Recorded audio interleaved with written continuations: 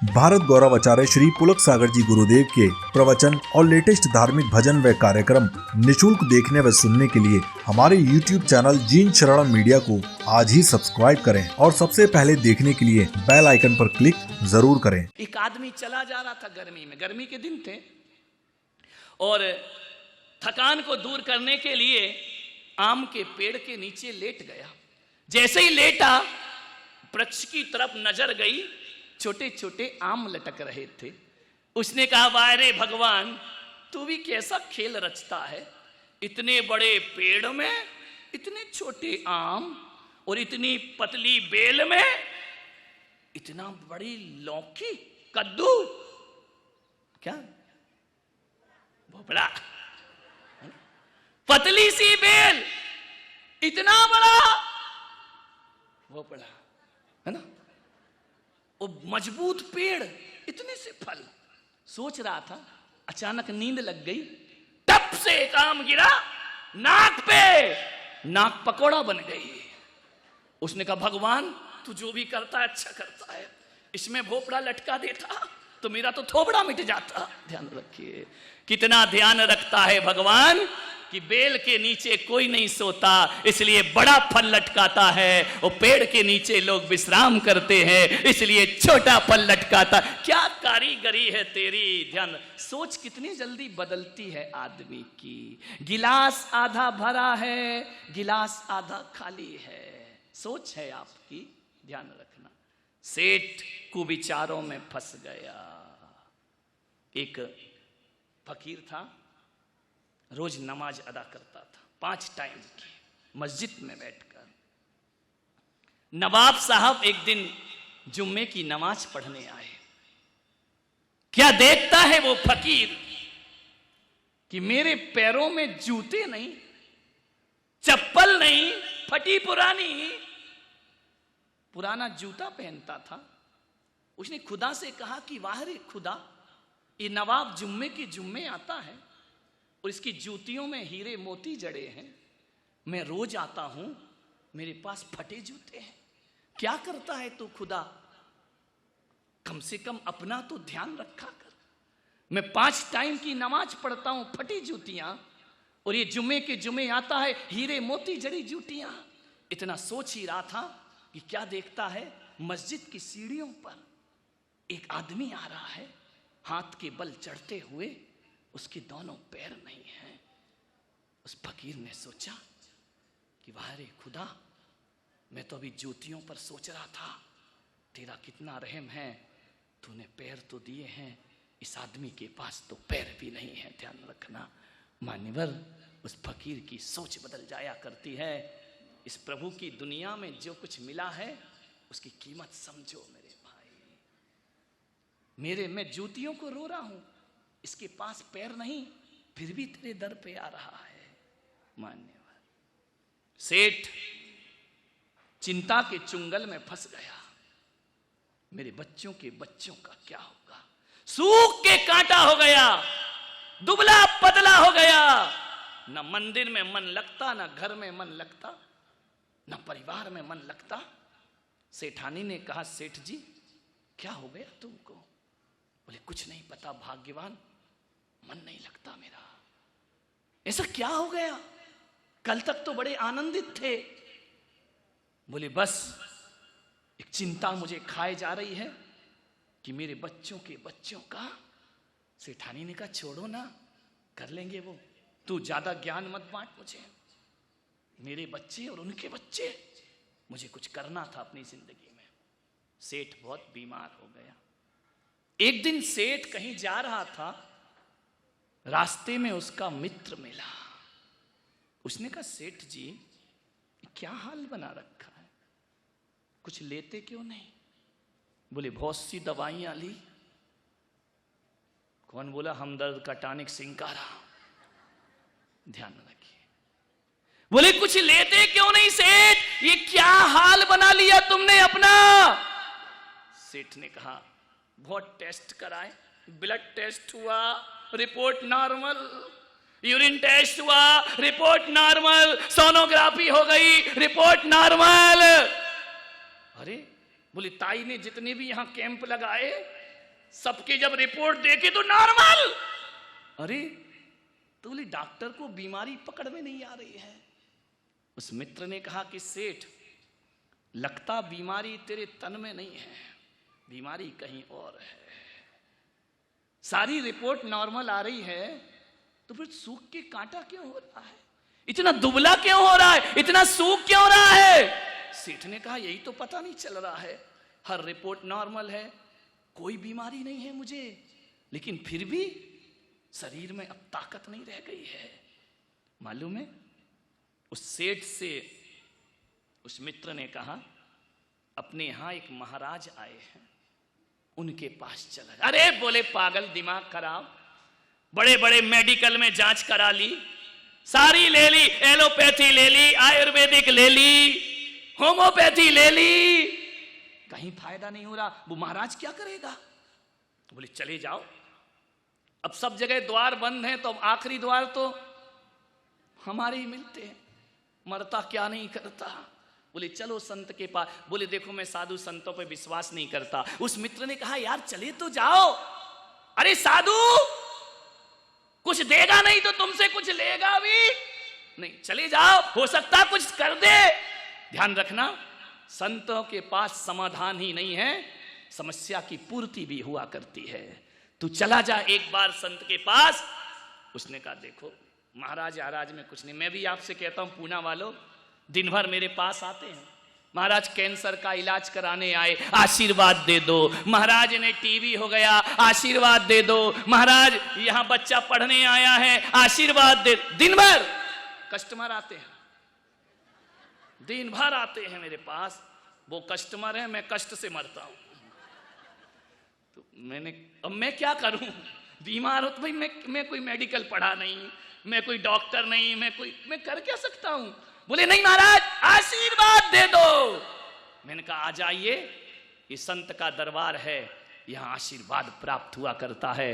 और एक बात ध्यान रखना पूना वालों, ना तो मेरे पास एलोपैथी है, ना मेरे पास होम्योपैथी है। मेरे पास एक पैथी है जो अभी अभी चली है, ना मेरे पास फिजियोथेरेपी है, ना मेरे पास कोई जांच की मशीन है, ना एलोपैथी रखता हूं, ना होम्योपैथी रखता हूं। मैं पुलक सागर केवल सिंपैथी रखता हूं। आओ तो इससे अपना इलाज। सिंपैथी है मेरे पास, बस और कुछ नहीं, सिंपैथी के अलावा कुछ नहीं। लेकिन कभी कभी जो काम एलोपैथी और होम्योपैथी से नहीं होता, वो काम सिंपैथी से बन जाया करता है मेरे भाई। मेरे पास सिंपैथी के अलावा कुछ नहीं है। सेठ ने सोचा कि चलो चलते हैं संत के पास, इतना कह रहा है तो चलो सुन लेते हैं, साधु के पास पहुंच जाते हैं। सेठ ने मन बनाया कि कल मुझे चलना है। एक बात याद रखना, सारी रात सेठ सोया नहीं, कई रात नहीं सोया था। अरे दिन बिगाड़ लोगे तो रात कैसे सोओगे मेरे भाई? अरे आदमी की जिंदगी तो ऐसी होना चाहिए कि 16 घंटे जगे और 8 घंटे सोना चाहिए। 8 घंटे की नींद को तरस रहा है आदमी। अमेरिका और भारत में अंतर मालूम है क्या है? अमेरिका के लोग गोली खा के सोते हैं। ध्यान रख, पैसा तो बहुत है लेकिन नींद नहीं है उनके। अमेरिका के लोग गोली खा के सोते हैं और भारत के लोग गाली खा के उठते हैं। 1000 गालियां दो तब उठेगा, ध्यान रखना। एक सेठ ने कह दिया अपने नौकर से कि भाई सुबह सुबह मुझे मॉर्निंग वॉक में जाना है, तू 5 बजे उठा देना। नौकर ने कहा ठीक है सेठ जी, उठा दूंगा। 5 बजे, सेठ जी उठो, 5 बज गए, मॉर्निंग वॉक में जाना है। सेठ ने कहा रुक जा। यूं करवट लिया, सेठ इस तरफ हो गया। 8 बजे नींद खुली। नौकर से कहा क्यों रे, तूने उठाया नहीं? मुझे घूमने जाना था। बोले सेठ जी आप तो घूम के भी आ गए। बोले घूम के आ गया? बोले आ गए। बोले क्यों? बोले 5 बजे मैंने उठाया था, आप ऐसे से ऐसे घूम गए। तो मैंने समझा बड़े आदमी हैं, इससे ज्यादा क्या घूमेंगे। ध्यान रखिए, आदमी की इससे ज्यादा तुम घूमेंगे भी क्या, हो गया मॉर्निंग वॉक। आपने एक करवट तो ले लिया। विचार करिए, भारत के लोग गाली खा के उठते हैं, बड़ी सुकून की नींद है। हम संत लोग दिन में तो सोते नहीं, रात में भी 11 बजे 11-12 बज जाते हैं, लेकिन जब जैसे ही चटाई पर सोते हैं, हाथ सिराना रखते हैं, लेटते ही गहरी नींद आ जाती है। एक बात याद रखना, दुनिया का सबसे सुखी आदमी वही है जिसे रात में बिना प्रयास की नींद आ जाती हो और सूर्य उठने से पहले उठ जाता हो। उससे ज्यादा सुखी इंसान संसार में कोई दूसरा नहीं हुआ करता है। मखमली गद्दों पर नींद नहीं आती मेरे भाई, और जिन्हें चैन पाना है वो चट्टानों पर भी गहरी नींद सो जाया करते हैं। ध्यान रखिए, नींद को तरसे नैन, सेठ की नींद हराम। 8 घंटे सोइए, 16 घंटे काम करिए। जो 16 घंटे त्रुटिपूर्ण कार्य नहीं करेगा वही 8 घंटे आराम से सोएगा। ध्यान रखिए, आराम से सो जाइए। आराम बड़ी चीज है, मुंह ढांक के सोइए। आराम बड़ी चीज है, मुंह ढांक के सोइए। किस किस को देखिए और किस किस को रोइए। आराम बड़ी चीज है, मुंह ढांक के सो गया। ध्यान रखना, सेठ की नींद हराम। पहुंचा संत के पास, दूर था घर, 1 घंटे तो लगेगा, पूना से जाएगा तो ट्रैफिक में फंस जाएगा। ध्यान रख, लेकिन अपने प्रवचन का सेठ है, 15 मिनट में खत्म भी करना है कहानी। सेठ को पहुंचा देते हैं। पहुंच गया संत के पास, संत को प्रणाम किया। संत ने कहा सेठ, रोने लगा, झरझर आंसू। संत ने कहा सेठ तुम क्यों रोते हो, क्या गड़बड़ है, पत्नी अच्छी नहीं है? अरे बोले लाखों में एक है, तो अब काहे को रो रहा है? बच्चे बोले बहुत अच्छे हैं। तो सेठ तुम्हारी ये हालत क्या है, क्यों दुखी हो तुम? रुपया है, पैसा है। बोले महाराज कुछ दिनों से एक चिंता सता रही है। तो बोले इलाज क्यों नहीं कराया? बोले सब करा लिया, एक चिंता लगी है। संत ने पूछा क्या चिंता लगी सेठ जी? मेरे पास ऐसे तो बहुत कुछ है, रुपया है, पैसा है, नौकर चाकर सब है, मकान है, जमीन है, जायदाद है, फिर दुखी क्यों हो? बोले दुखी एक बात मेरे मन को खाए जा रही है भीतर ही भीतर, कि मैंने अपनी जिंदगी में क्या किया है। बोले बहुत तो किया, कितना है? बोले मैं भी बैठकर खाऊं, मेरे बच्चे भी खाएं, चिंता तो और आगे की है। बोले क्या? बोले महाराज मेरे बच्चों के बच्चों का क्या होगा? महाराज ने कहा धत तेरे की सेठ, इतनी सी बात और इतना तनाव। अरे बोले महाराज इतनी सी बात नहीं है, तुम्हारे तो आगे कोई नहीं, पीछे कोई नहीं, ओ घर बाबा, न बीवी न बच्चे, हमारी तो गृहस्थी है, हमारे बच्चों के बच्चों का क्या होगा? संत ने कहा कुछ नहीं होगा, मैं व्यवस्था कर, मैं तू 3री पीढ़ी की सोच रहा है, मैं 7 पीढ़ी की व्यवस्था कर दूं। संत जी क्या बोल रहे हो? बोले 7 पीढ़ी तक कमाने की जरूरत नहीं है, मैं व्यवस्था करता हूं। बोलो महाराज, बोलो बोलो, आदेश करो, मेरी जिंदगी को बचाओ, मैं शांति से प्राण छोड़ सकूं। संत ने कहा थोड़ा काम, अरे आदेश करो, किसी तीर्थ पे कमरा बनाना है मैं बनवा दूंगा, कोई धर्मशाला बनवाना है मैं बनवा दूंगा, मंदिर बनवाना है। अरे संत ने कहा ये बकवास बंद कर, ये मंदिर धर्मशाला तू इतनी बड़ी समस्या लेकर आया है, समस्या इतनी बड़ी है भी नहीं, एक रास्ता बताऊंगा, तेरी 7 पीढ़ी की व्यवस्था हो जाएगी। हो जाएगी? थोड़ी चेहरे पर चमक आई, ऐसा लगा जैसे कोई टॉनिक पी ली हो। संत ने अभी कुछ दिया नहीं, आश्वासन दिया। संत ने कहा एक काम कर, कल सुबह एक काम करेगा? बोले करूंगा, जो आप कहोगे संत जी वो मैं करूंगा। संत ने कहा एक काम कर, कल सुबह तेरे गांव के बाहर एक झोपड़ी में एक बुढ़िया रहती है, कल सुबह उठ के प्रातः काल 1 थाली भोजन उस बुढ़िया को दे देना। बोले 1 थाली भोजन? उस बुढ़िया का कमरा उमरा बनवा दूं? अरे संत ने कहा नहीं, उसको झोपड़ी में ही रहने दे, कमरे वालों की हालत हम देख रहे हैं, उसको आराम से रहने दे झोपड़ी में, जा 1 थाली भोजन दे। बोले 1 थाली भोजन में सारी 7 पीढ़ी? अरे बोले 7 पीढ़ी सुधर जाएंगी, बस 1 थाली भोजन दे के आ जाना, कर लेगा? अरे महाराज आदेश करो। उस रात सेठ गया, उसे एक साहस मिला, उसे लगा कि यार अब तो समस्या का एक थाली भोजन, मैं पागल कहां पड़ा हुआ था, इस संत ने व्यवस्था कर दी। रात सोया, बड़ी गहरी नींद आई। महीनों के बाद, बरसों के बाद सेठ को नींद आई। बड़े सुकून से सेठ सोया। सुबह उठा, नहाया धोया, एक थाली भोजन लेके चला बुढ़िया की कुटिया में।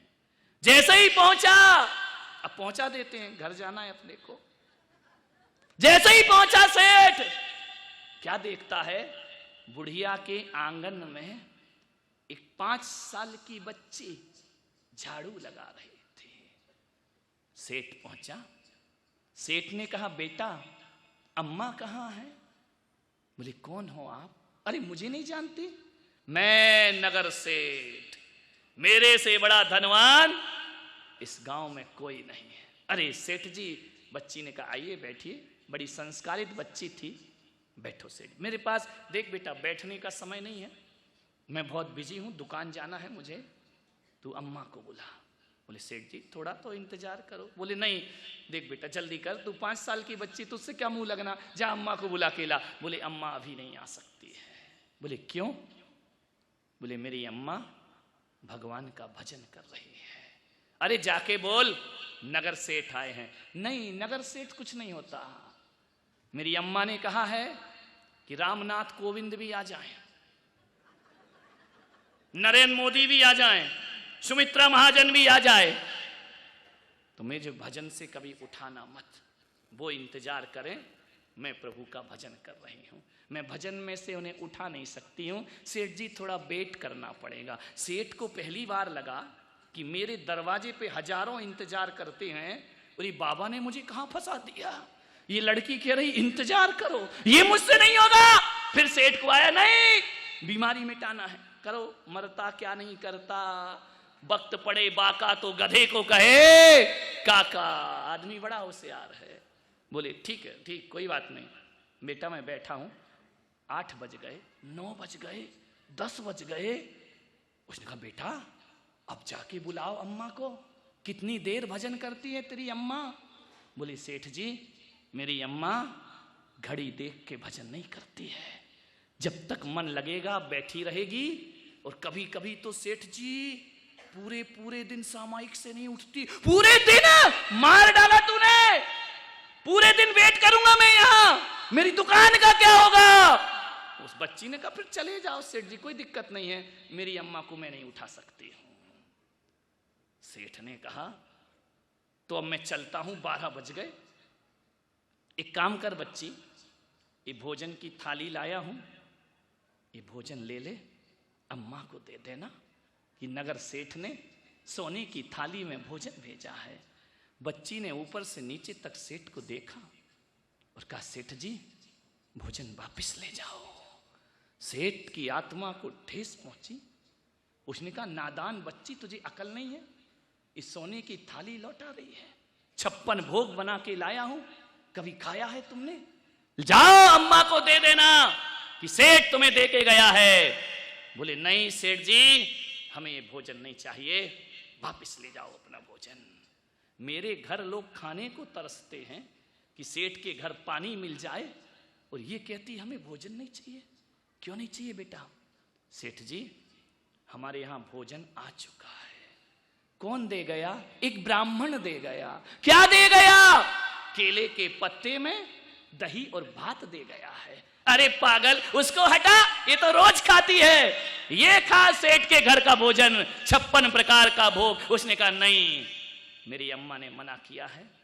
मालूम है सेठ जी, मेरी अम्मा कहती है हमारे घर में यदि एक बार भोजन आ जाए तो दोबारा हम किसी का भोजन नहीं लिया करते हैं, चाहे वो कितना भी स्वादिष्ट हो जाए, आप अपना भोजन वापस ले जाओ। सेठ ने कहा, बेटा रख ले, कल काम आएगा। बोले, नहीं सेठ जी हमको नहीं चाहिए। बोले, कल किसी ने नहीं दिया तो बोले, मेरी अम्मा ने कहा है कि हम कल की चिंता नहीं किया करते हैं, जो आज देता है वो कल भी देता है, हमें कल की कोई परवाह नहीं है। बेटा कहीं से भोजन नहीं आया तो क्या करेगी? मेरी अम्मा ने सिखाया है, बेटा भोजन की कभी चिंता मत करना, जो चोंच देता है वो दाना भी देता है, और जो प्यास देता है वो पानी भी। हम परवाह नहीं करते हैं, ले जाओ सेठ, हम कल की चिंता नहीं करते हैं। हमें आज मिल गया, हम आज सुखी हैं। जो आज देगा वो कल भी देगा। सेठ के पैरों तले जमीन खिसक गई, हाथ से थाली छूट गई, दिमाग में बिजली कौंध गई। सेठ ने कहा, ये 5 साल की बच्ची और मैं 60-70 साल का बूढ़ा, ये बच्ची कहती हम कल की चिंता नहीं करते, और मैं बूढ़ा कह रहा हूं कि बच्चों के बच्चों का क्या, कौन ज्ञानी, ये बच्ची ज्ञानी या मैं ज्ञानी? सेठ को लगा इस बच्ची ने मुझे जिंदगी का पाठ पढ़ा दिया कि जो आज देगा वो कल भी देगा, हमें कल की चिंता। सेठ ने सोचा मैं भी कैसा पागल था जो सोच रहा था कि बच्चों के बच्चों का क्या, अरे क्या होगा बच्चों के। अब सेठ को ज्ञान मिल गया। ध्यान रखना, ज्ञान जरूरी नहीं है कि संतों से मिले, ज्ञान 5 साल की बच्ची से भी प्राप्त किया जा सकता है। उस सेठ के दिमाग में आया, मैं कहां सोच रहा था कि बच्चों के। उसने बच्ची से पूछा, बेटा इतना ज्ञान कहां से मिला? मेरी अम्मा ने दिया है सेठ जी। तुम्हें क्या गम है सेठ जी? अरे पगली, मैं सोच रहा था कि बच्चों के बच्चों का क्या होगा। तो बच्ची ने मालूम है क्या कहा? सेठ जी जरा ये भी सोच लेते कि बच्चों के बच्चे कोई लूले लंगड़े पैदा होंगे जिनके लिए तुम जोड़ के रख जाओगे, और तुम्हारे पुरखे कौन सा छोड़ गए थे जिसके लिए तुम उन्हें छोड़ के जाओगे। छोटी सी बच्ची ने कहा कि सेठ जी एक सूत्र लेकर जाओ, पूत कपूत तो का धन संचय, पूत सपूत तो का धन संचय। यदि औलाद कपूत निकल गई, कितना भी रोज जोड़ के रख जाओ बर्बाद कर देगी, और औलाद यदि सपूत है, 1 रुपया भी ना दो तो हजारों की दौलत कमाने की ताकत रखेगी। पूत कपूत तो का धन संचय, पूत सपूत तो का धन। किस धन का संचय करते हो आप? सेठ को लगा इस बच्ची ने बहुत कुछ मुझे सिखा दिया।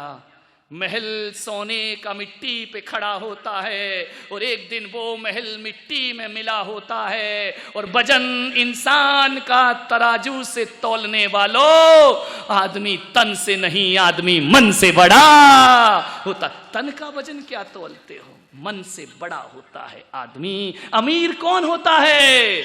जो दिल से बड़ा हुआ करता है। ध्यान रखिए मान्यवर, एक बात याद रखना, वो अमीर ही क्या, वो अमीर ही क्या जो दिल से फकीर ना हो, और वो फकीर ही क्या जो दिल से अमीर ना हो। ध्यान रखिए, सोचना, दिल के अमीर बनो, दिल के सम्राट बनो। कोई कहता है हम सोने के महल बनाएंगे, कोई कहता है हम शहंशाह बन जाएंगे, मगर ये ना समझा ये नादान आदमी कि तेरी औकात क्या है। ये ना समझा ये आदमी कि आदमी के जीवन की क्या औकात है। 4 दिन की चांदनी और फिर अंधेरी रात है। ध्यान रखिए मान्यवर, किसकी चिंता? परिवार की, बच्चों की, समाज की। अरे नादान, दूसरों की चिंता मत करो मेरे भाई। दूसरों की चिंता करने वाले दुनिया में हजारों लोग पड़े हैं। अपने आप की चिंता कर। ध्यान रख,